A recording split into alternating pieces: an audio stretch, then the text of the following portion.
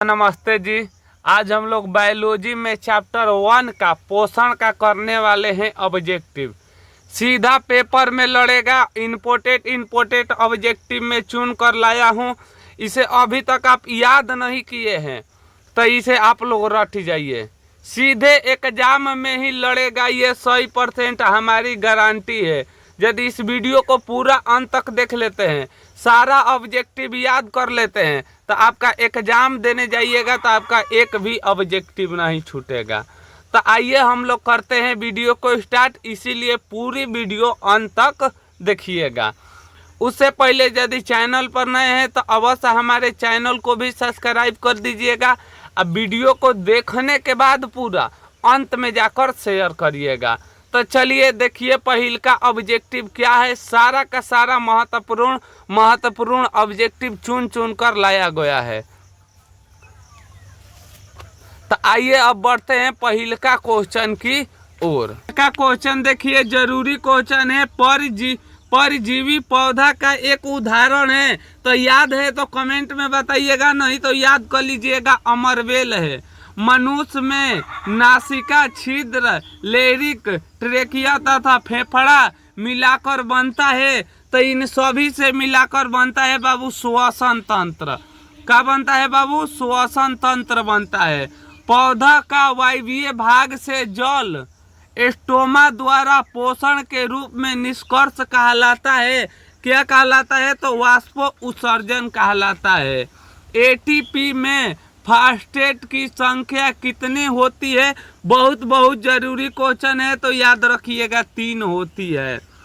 चलिए 5 नंबर सवाल इम्पोर्टेंट है और जरूरी सवाल है।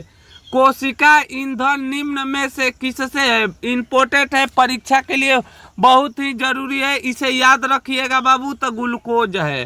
कोशिका का ईंधन कौन है? तो ग्लूकोज बिना कोशिका के काम नहीं चलेगा। अगला सवाल देखिए, निम्नलिखित में कौन सा रक्त थाका जमाने के लिए उत्तरदायी है? कौन रक्त को थाका जमा देता है? तो श्वेत रक्त कोशिकाएं। ये रक्त को क्या करता है बाबू? थाका जमा देता है। 7 नंबर सवाल सबसे इम्पोर्टेंट और जरूरी सवाल है, इसे ध्यान से देखिएगा। स्वस्थ व्यक्ति का सिस्टोलिटिक रक्तचाप होता है। स्वस्थ व्यक्ति का रक्तचाप कितना होना चाहिए? तो 120 होना चाहिए।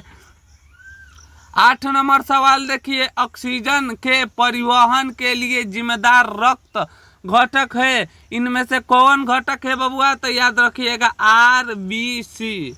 अगला, कृमि रूप परिपोषक किसकी हिस्सा है?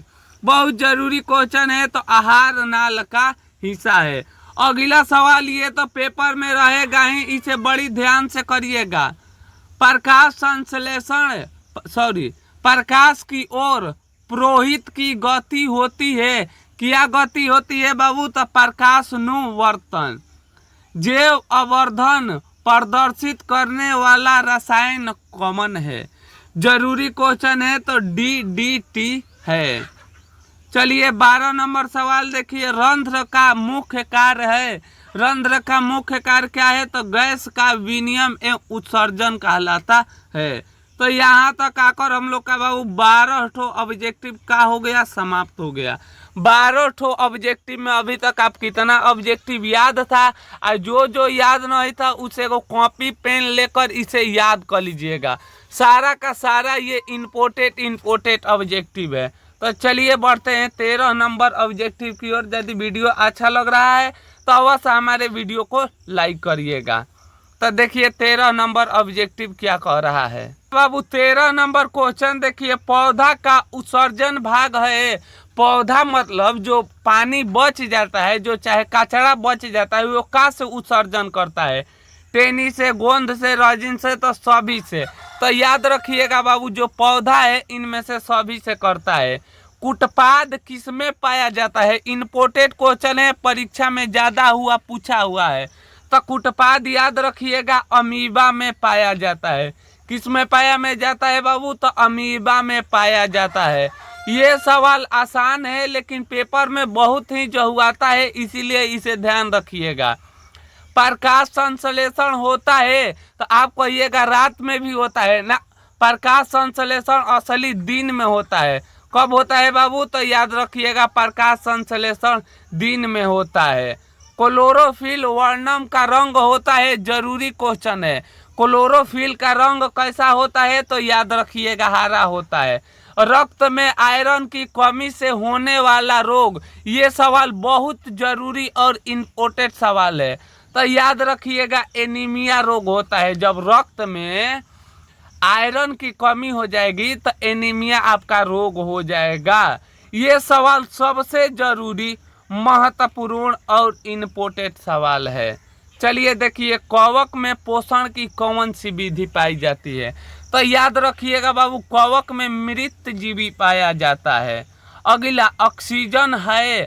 आखिर ऑक्सीजन क्या है? तो याद रखिएगा हार्मोन है। ऑक्सीजन का है बाबू? तो याद रखिएगा हार्मोन है। मनुष्य में विक संबंधित है। विक माने समझते हैं, जो मनुष्य में विक है उत्सर्जित का काम करता है। विक मतलब होता है किरनी। किरनी जो हम लोग पानी वही पीते हैं, उसे जो काम लायक होता है रख देता है और सब बाहर छान कर पसीना के या मूत्राशय के बाहर से निकाल देता है। चलिए 21 नंबर सवाल देखिए, प्रकाश संश्लेषण के लिए आवश्यकता है कार्बन डाइऑक्साइड, क्लोरोफिल, सूर्य का प्रकाश, सभी। इन सभी से पेड़ का भोजन बनता है, इसीलिए ये सभी के सभी जरूरी है। 22 नंबर सवाल देखिए, प्रकाश संश्लेषण की क्रिया में ऑक्सीजन बाहर निकलता है। आखिर ऑक्सीजन कैसे बाहर निकलता है? तो जल के माध्यम से निकलता है। मैग्नीशियम पाया जाता है। मैग्नीशियम कैसे पाया जाता है बाबू? तो याद रखिएगा क्लोरोफिल में। अगला, विश्राम की अवस्था में मनुष्य का हृदय 1 मिनट में कितना बार धड़कता है? तो याद रखिएगा बाबू 1 मिनट में 72 बार धड़कता है। और सबसे तेज किसका धड़कता है? तो याद रखिएगा चूहा के सबसे तेज धड़कता है। चलिए अगला सवाल देखिए, पौधों में जाइलम द्वारा पदार्थ का स्थानांतरण होता है। कैसे होता है स्थानांतरण? तो ऊपर की ओर होता है। अगला देखिए, मनुष्य में प्रमुख उत्सर्जित अंग है। मतलब कौन ऐसा मनुष्य का अंग है जो उत्सर्जित का काम करता है? तो विक। विक माने याद रखिएगा जो किडनी है हम लोग का उत्सर्जित के काम करती है।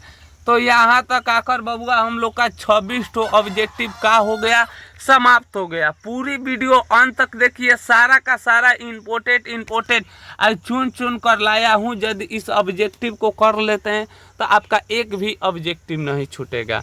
तो चलिए बढ़ते हैं 27 नंबर क्वेश्चन की ओर। हाँ तो बाबू 27 नंबर क्वेश्चन देखिए, बहुत जरूरी और इम्पोर्टेंट क्वेश्चन है।